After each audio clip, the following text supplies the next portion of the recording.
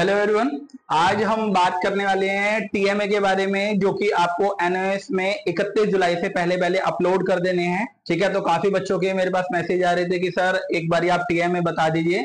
तो ये मैं हिंदी का टीएमए आपके पास लेके आया हूं, जो आपका 20 मार्क्स का रहने वाला है। ठीक है, आपको क्या करना है, एक शीट लेनी है, एक तरफा लाइन दूसरी तरफा लाइन भी ले सकते हो, एक तरफा लाइन दूसरी तरफा प्लेन भी ले सकते हो, जैसे आपको ठीक लगे वैसे कर सकते हो।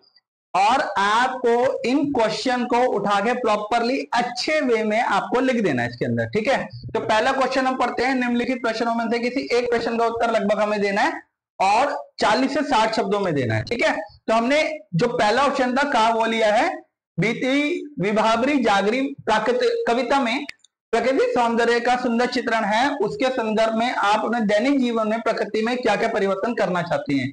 ये चैप्टर 17 से लिया गया था, तो लगभग आप इसके अंदर ये पूरा आंसर लिख सकते हैं। ठीक है, यहां से लेके यहां तक का आपका सारा आंसर रहेगा, ये आप प्रॉपरली अपने अच्छे तरीके से मेंटेन करके फाइल में आप लिख सकते हैं। ठीक है, चलिए अब हम बात करते हैं क्वेश्चन नंबर 2 के बारे में। ठीक है, क्वेश्चन नंबर 2 में जो है, भारत की यह बहादुर बेटियां पाठ के संदर्भ में महिला सशक्तिकरण पर टिप्पणी लिखनी है, जो चैप्टर 6 है उसमें से आपको ये लेना है। और आप इसमें क्या कर सकते हैं, ये प्रॉपरली आंसर लिख सकते हैं कि भारत की जो बहादुर बेटी है पाठ में लेखक ने बताने का प्रयास किया है। ये सारी चीजें इसके अंदर एक्सप्लेनेशन करके लिख दी गई है, आप इसके पूरा आंसर लिख सकते हैं। यहां तक आपका ये आंसर रहेगा क्वेश्चन नंबर 2 का। चलिए ठीक है, अब हम बात करते हैं क्वेश्चन नंबर 3 के बारे में कि अपना पराया पाठ से स्वास्थ्य के संबंध में आप क्या संदेश ग्रहण करते हैं, अपने शब्दों में लिखिए। चैप्टर 17 से ही है ये भी, तो आप ये प्रॉपरली यहां से लेके यहां तक का आंसर आप क्या कर सकते हैं, इसमें अच्छे तरीके से आप लिख सकते हैं।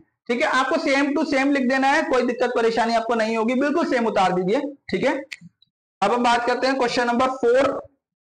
गिल्लू पाठ के आधार पर मनुष्य और पशु पक्षी के परस्पर संबंध का उल्लेख कीजिए। ये चैप्टर 20 से लिया गया है। तो आपको क्या करना है, ये जो लाइन्स है, यहां पर हमने कुछ लाइनें दे रखी है आंसर की, ये प्लस हमारी ये जो लाइनें हैं, ये सारी की सारी आप क्या कर सकते हैं, प्रॉपरली उतार दीजिए उस फाइलों के अंदर।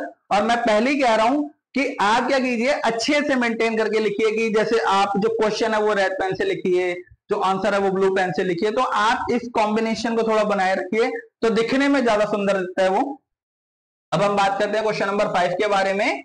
रॉबर्ट नर्सिंग होम में पाठ के आधार पर जीवन की सार्थकता को स्पष्ट कीजिए। आपके लिए जीवन में क्या अधिक महत्वपूर्ण है, तर्क सहित उत्तर दीजिए। ये भी चैप्टर 20 से लिया गया है, तो आप देख सकते हैं ये लगभग काफी बड़ा आंसर होने वाला है। ठीक है, आप इसको प्रॉपरली आप अच्छे तरीके से ये सारी की सारी चीजें आप क्या कर सकते हो, लिख सकते हो। ठीक है, अब ये भी इसका आंसर है। ठीक है, यहां पर भी हमारा थोड़ा रह गया था, ये यहां तक इसका आंसर रहेगा। और क्वेश्चन नंबर जो 6 है वो भी हम बात कर लेते हैं कि हमारे देश में साहित्य के क्षेत्र में हिंदी लेखिकाओं का बहुमूल्य योगदान रहा है। इन्हीं 5 लेखिकाओं के बारे में संपूर्ण जानकारी एकत्रित कीजिए और उनका विवरण प्रस्तुत करते हुए फाइल तैयार कीजिए। चैप्टर 3 से लिखा गया है ये, तो आप यहां पर ये सारा लिख सकते हो। ये हमने अलग अलग जो पोएट्री है उनके लिए लिखा हुआ है।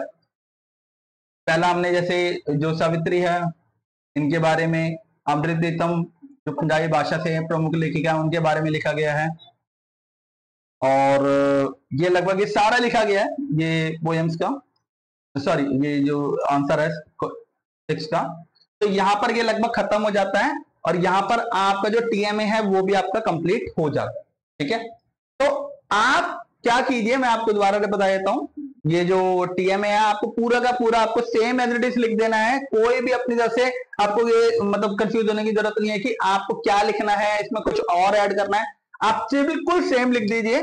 ठीक है, ये आपका टीएमए बन जाएगा। और अगर आपको कोई इंफॉर्मेशन चाहिए हो कि कैसे अपलोड करने हैं और क्या सारी चीजें रहेंगी, तो आप उसमें आर से कोऑर्डिनेट कर सकते हैं।